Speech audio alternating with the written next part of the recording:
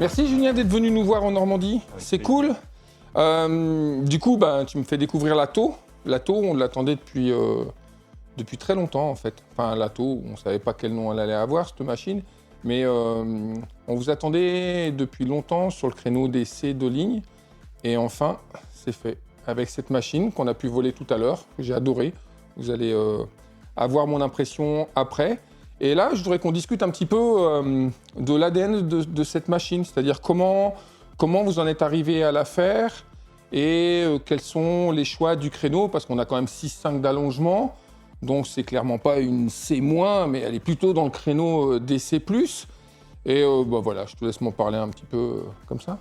Aujourd'hui, dans notre gamme, il faut dire qu'on avait un grand trou entre la Sigma, qui est vraiment notre voile ENC historique, tu vois, qui est une des premières voiles d'Advance. La Sigma 1, ça date 1989, si je dis pas de bêtises. Et l'Omega, qui est du coup notre END, il y avait un gros trou entre les deux et qu'on voulait absolument combler. Alors, on a volontairement gardé la Sigma en 3 lignes vraiment accessibles et on voulait du coup rajouter une voile entre les deux, entre la Sigma et l'Omega. Et le but de cette voile-là, c'était de la placer comme vraiment une voile haut de gamme ENC, en mettant vraiment l'accent sur la performance, mais sans renier sur l'accessibilité, le plaisir de vol, la facilité, le virage, tous ces éléments-là. Et du coup, nos références en termes de performance en développement, pour dire des noms, c'était la Photon et la GTO. Donc on voulait arriver à une voile donc aussi performante que ces deux voiles-là, mais vraiment en étant un step au-dessus pour la maniabilité, quoi, le virage, le plaisir en l'air, et puis aussi l'accessibilité de la voile. C'est une voile que tu pourras pousser plus longtemps dans la turbulence, facilement et sans te la prendre sur la tête, quoi. Et voilà, le nom, alors les Français disent TO, nous en interne on dit Tao, mais en fait on n'avait pas vraiment le choix pour le nom, parce que si tu prends l'alphabet grec, entre Sigma et Oméga, il n'y a pas beaucoup de lettres. Ah ouais. Du coup on était un peu bloqué, mais c'est un nom finalement qui nous va bien. Et voilà, et c'est une voile, bon il faut l'essayer évidemment. Au premier virage, t'as tout compris quoi. Au premier virage, t'as tout compris, c'est une voile très précise qui se pilote au poignet.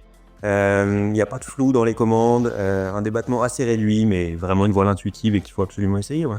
On retrouve l'ADN Advance, de toute façon, c'est certain, avec cette dureté qui arrive progressivement dans la commande et cette facilité à virer, à tourner. Enfin, on en fait vraiment ce qu'on veut, c'est vraiment le petit vélo.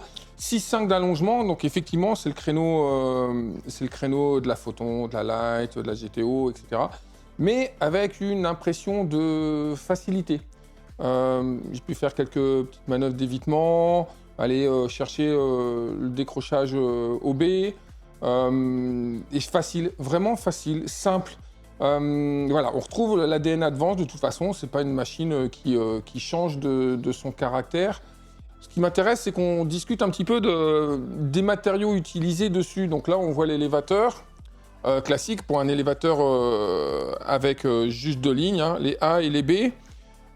Suspentage, tu me dis si je me trompe, hein, on est donc à chaque fois c'est du 8 mm, hein, la référence en Edelrid, donc Edelrid aramide non gainé, sur la partie basse, intermédiaire, haute, tout est en 8 mm en aramide non gainé. Il n'y a que des petites suspentes qui font 20-30 cm maximum sur les stabilos qui elles sont en dynéma. C'est tout, sinon tout le reste est en aramide. Donc au niveau de la stabilité dimensionnelle, on devrait être très très bon. Ils ont anticipé l'éventuelle rétractation et réglage des voiles et ça je crois que c'est la première fois que vous le faites, où vous nous mettez des boucles, des simples boucles sur les B, ce qui fait qu'on pourra les relâcher avant d'aller boucler sur les A. Évidemment, qualité, les finitions, on reconnaît Advance, il n'y a rien à dire, c'est parfait. Les finitions sont juste nickel. La barre en carbone, là, pour piloter OB, très facile.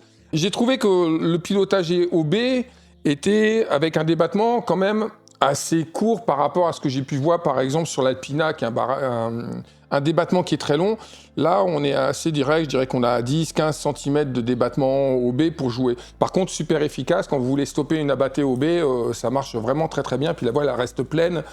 Voilà, sur les freins, quand on veut faire une manœuvre d'évitement, elle se détruit vraiment par le stabilo en premier et très progressivement, ce qui fait que vous avez largement le temps de remonter la main. Il n'y a même pas besoin de stopper la battée, elle s'arrête toute seule. Enfin, vraiment très bien. Maintenant, si on parle du tissu, Donc j'ai compris que tout l'extrado était en Porsche. C'est du combien, grammage? Alors en bord d'attaque, on est en 38 grammes, Skytex 38, et on sera en 32 grammes pour le reste de l'estrado. D'accord, donc ça c'est super, moi j'adore parce qu'au moins ça permet, ça se déforme pas beaucoup. Enfin voilà, moi je suis très très fan de ce tissu, le Porsche. Tout ce qui est intercaisson, cloisonnement intérieur, Porsche. Que du Porsche en finish, ouais, exactement. Il y a différents grammages, 40, 32, 27, ça dépend en fonction des zones les plus ou moins stressées. Mais c'est que du Porsche, ouais. C'est ça. Et apparemment, il y a juste sur l'intrado, vous avez mis un Dominico léger. De toute façon, il n'est pas sollicité, donc, donc ça va. On a mis le 10D de chez Dominico, qui est un 25 grammes, mais exactement, ouais. On a vu, et vous le verrez sur les photos, les petits winglets, ils ont changé un petit peu de forme, ils sont plus effilés, ils partent un petit peu en pointe vers l'arrière, c'est marrant. Ils sont bien marqués par contre, hein. Alors qu'avant, plus on montait en gamme chez Advance, plus les winglets ils étaient insignifiants, voire on les voyait plus du tout à la fin. Et là, en fait, on a un winglet quand même qui fait bien, c'est 30-40 cm de haut et qui part bien comme ça vers l'arrière, assez effilé. Et t'as la raison de ça, c'est toujours pour cette histoire de neutralité spirale. Alors pas tant. Pas tant que ça. Il y a beaucoup de constructeurs qui se sont mis à les utiliser pour stabiliser les voiles sur l'axe du roulis et puis sur les départs en spirale, ça c'est vrai. Nous, c'est pas le cas. On n'a pas eu besoin des winglets pour stabiliser la voile en spirale. On utilise les winglets, nous, pour deux raisons. Il y a une des raisons, c'est un peu la performance, réduire le vortex de bout d'aile. C'était vraiment l'ADN, l'historique du winglet chez Advance. Et la deuxième raison, elle est esthétique. D'accord. Esthétique et visuelle pour que ça ait de la gueule, quoi. Bah là, c'est réussi, hein, parce qu'elle est vraiment, vraiment très très jolie, hein. Qu'est-ce qu'on peut rajouter à dire sur cette voile, si ce n'est qu'il faut absolument l'essayer, que tous les gens qui aiment Advance seront vraiment conquis par cette voile. Donc voilà, donc ça, de toute façon, il va falloir que vous l'essayiez. C'est vraiment une très très bonne machine. Ça s'adresse vraiment aux pilotes qui sont déjà dans le secteur du C, hein. Elle est homologuée comme une C. Je dis, c'est plutôt le créneau de la photon. Mais vraiment intéressante. Je pense qu'on a une sensation de simplicité et de sécurité qui est vraiment très très agréable. Je pense qu'elle va plaire, ça va être un gros succès. Effectivement, Advance, c'est un peu plus cher, mais c'est la qualité suisse, voilà, et ben ça se paye. C'est comme ça. Qu'est-ce qu'on peut rajouter? Qu'est-ce que tu peux rajouter? Aussi tout à l'heure dans les matériaux, à la différence de certains de nos compétiteurs, on a fait le choix d'utiliser exclusivement des joncs Nitinol sur cette voile-là. Exact. Pas des joncs plastiques comme la plupart font. Bon, ça augmente aussi forcément le prix parce que le Nitinol est beaucoup plus coûteux que le plastique. Mais ça a aussi l'avantage de garder un état de surface plus propre dans le temps parce que le Nitinol ne se déforme pas. Et voilà, ça c'est vraiment la spécificité. Bon, après, on a à peu près tout dit. Je pense qu'il faut absolument l'essayer pour se faire un avis. Et pour information aussi, pour parler du prix, on en parlait l'autre coup, c'est la voile la plus complexe qu'on ait jamais produite en série.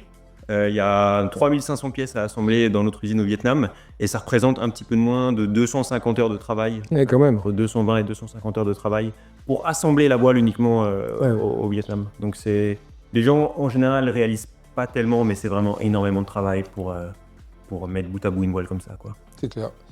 Bon, en tout cas, elle est belle, elle est magnifique. Moi, j'ai adoré ce petit créneau de vol qu'on a réussi à prendre. C'est dommage, il nous a manqué que l'exploitation en thermique, mais on était en haut, on était bien, ça tourne vraiment très bien, donc il n'y a pas de raison qu'elle ne soit pas ultra performante en thermique. J'ai hâte de pouvoir voler aussi en thermique avec. Donc voilà, en tout cas, je te remercie beaucoup pour ça, c'est très gentil, et puis t'as aimé la Normandie, du coup. J'ai adoré la Normandie, voilà. C'est que le début. Donc on se reverra. Merci, et puis la suite à suivre. C'est un petit peu ce qu'on attendait, c'est-à-dire que la voile, alors c'est caractère Advance, on vient trouver de la fermeté à la commande, ça moi j'aime beaucoup, et voilà, enfin, quand on descend ça prévient bien, quand elle part en négatif, si on la fait partir en négatif au frein, elle se détruit vraiment par le stabilo, vraiment par le bout du stabilo, très progressivement. On a largement le temps de remonter la main. Donc se faire surprendre sur une vrille à plat, faut vraiment le vouloir. 6,5 d'allongement. Et pourtant, j'ai trouvé ça très très sain, très facile. Évidemment, joueur très véloce, ça tourne vraiment tout seul de façon intuitive. Le virage se fait vraiment très facilement. On n'a pas l'impression que c'est une C+. Dans la commande, on a vraiment l'impression que c'est plutôt une C normale, quoi. Pourtant, il y a quand même 6,5 d'allongement. Je suis allé explorer un petit peu le pilotage OB. Alors le débattement est assez court sur les baies en fait, on peut pas aller très très bas, on peut aller descendre au moins de ça je pense, et puis après on a une sensation un peu de glisse en arrière, on relève les mains, il se passe rien, il n'y a pas d'abatté, enfin c'est tant qu'on la laisse pas trop partir derrière, ça va bien. Manœuvre d'évitement nickel, les quelques wing over, vraiment très facile. Les stops de la battée au B sont évidemment beaucoup plus propres que les stops au frein, mais ça maintenant on le sait, hein, toutes les générations de voiles de ligne, à partir du moment où on a des baies, il vaut vraiment mieux stopper les abattés avec les baies que plutôt que de le faire au frein. Déjà on a besoin de moins d'amplitude et c'est quelque chose de vraiment très propre. D'ailleurs là on a Julien qui arrive là, qui va atterrir en même temps. Et donc voilà, c'est vraiment une voile très facile avec les freins, si on veut aller chercher les basses vitesses pour se reposer au décollage, c'est vraiment pareil, très facile.